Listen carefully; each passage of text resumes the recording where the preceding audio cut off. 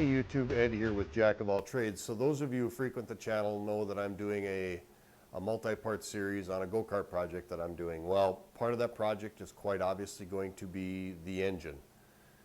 And I decided a long time ago that I was going to put a torque converter on this engine to help with some of the mid-range power rather than just your standard friction clutch. So I went ahead and on Amazon, I ordered a torque converter. I did not buy the Comet. I bought the cheaper Chinese knockoff version of the Comet torque converter. It was about half the price, I think, of what you would pay for a Comet. But last night, I was just kind of putting it together so I could kind of get a feel for what I was dealing with, and immediately started to notice some problems. So I figured I would do a quick video enumerating what those issues are. This is not going to be an installation video, but it's some things on here that I think everybody needs to know if you're going to go with this style of torque converter. Now, keep in mind I bought this off of Amazon. I would imagine that if you bought this torque converter from a go-kart supply company like Go Power Sports, you might not have these problems. But they're not problems that can't be overcome. If you like this channel and if you like the content and you want to see more of this, you'd be doing me a big favor by hitting the subscription button, liking the video, hitting the like button, the thumbs up button, and also hitting the notification bell. That way you'll get notified when I come up with a new video. And then leave me some comments, what you want to see on the channel, how I could do things differently to give you some better content, any questions you might have on the content that I've provided, and I will certainly try to answer them as best as I possibly can. So with that, let's bring the camera in and let's take a good look at this $60 Morphon Chinese knockoff torque converter. All right, so I've got my CVT clutch here, and I ordered this off of Amazon, and this is not a Comet. I bought the cheaper Chinese knockoff version of the clutch. So there's some things that you need to be aware of, because I'm assuming that when you buy the Comet, which is a little more expensive, some of these things probably aren't a problem. But at any rate, let's just start off first off. These instructions here they're crap. They're poorly photocopied. It's an 8.5 by 11 sheet of paper. The pictures are blurry. They're hard to read. They're hard to differentiate. The letters are very, very difficult to read. You better have a little bit of mechanical aptitude before you take this on if you're going to buy this style of clutch. Either buy a good Comet or buy one from a good reputable source like Go Power Sports or something like that, where I'm sure the instructions are a lot better. And there's a lot of YouTube videos out there on how to install these things. Some of them I have found are correct, and some of them I have found are not correct. I will put a link in the bottom in the description here as to a couple of the videos that I found to be more useful, because one of the videos I saw, the guy actually put the thing together completely wrong, and it was poorly done. So I'll try and glean out the bad ones and get you a good one, and I'll put it in the description. I'm not going to do a clutch assembly or installation on this, because there's already a lot of information out there and there's no sense in recreating the wheel. So these instructions, junk, absolute garbage. The other problem I found was the hardware that you get. The bolt for bolting the drive clutch on, and the 4 bolts that you're supposed to get for installing the clutch plate. The bolts are wrong. At least in my kit, the bolts were wrong.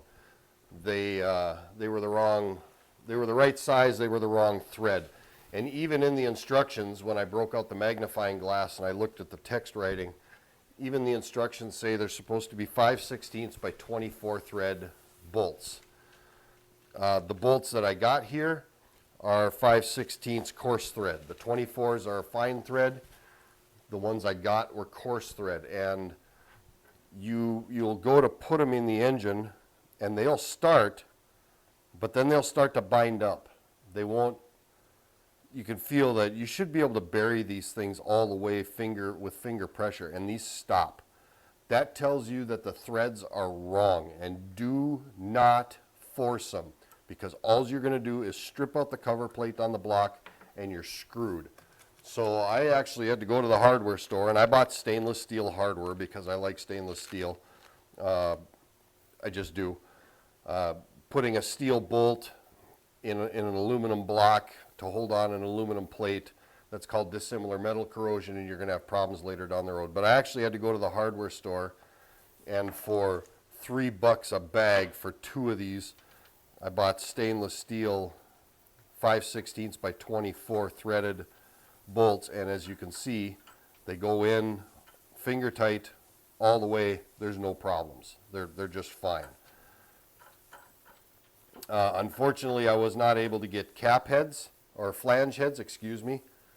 These were flange head bolts, and I didn't have that availability at my local hardware store.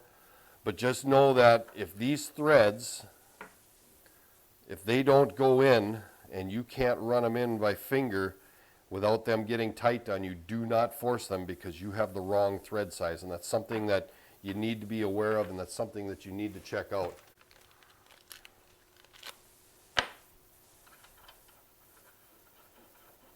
And you can see I can turn this one in, I can bury the threads all the way, no problems, and I can do it all by hand. So I just wanted you to make you aware that the bolts that I got, and it's very possible that you're going to get the same, are not going to be fine thread bolts. They're going to be coarse threads, or they could be coarse threads. See if I can show you the difference here. You can see there's a very distinct difference in the thread pitch. This is the one I got with the clutch. This is the one I had to go to the hardware store and buy. And you can see that they're very, very different in the thread pitch. So just be aware of that. The other thing that I did, kind of off topic, it's really got nothing to do with the clutch, is this engine I'm using is semi-used. So I went and I chased all the threads with a 5/16 fine thread tap. So I chased all 4 of the block holes and the hole in the crankshaft just to clean the threads up, to get any dirt out. I used a pretty liberal amount of WD-40 to do that, and quite a bit of stuff came out. Other than that, and I've used the Comet clutches before, the clutch seems to be very, very, very similar. One thing I did notice is this washer on this driven clutch is supposed to go between the nut and the clutch. Now here's the problem. If you use this washer, the threads on the shaft just barely engage the nylock nut. Typically, I went to school to be an aircraft mechanic, and the FAA requires no less than 3 exposed threads when using nylon locking nuts to be out the other side. And with this washer, this shaft was actually not even flush, it was recessed, and it was just ever so barely engaging the nylon locking on the nut. So I left the washer out. I don't think you need it. It does exactly, the nut is doing what it's supposed to do. It's keeping everything captive, and I don't see any problems with it. I'm not saying that that's the right thing, but I'm telling you what I did. That way I had more threads on the shaft exposed to the nylon locking.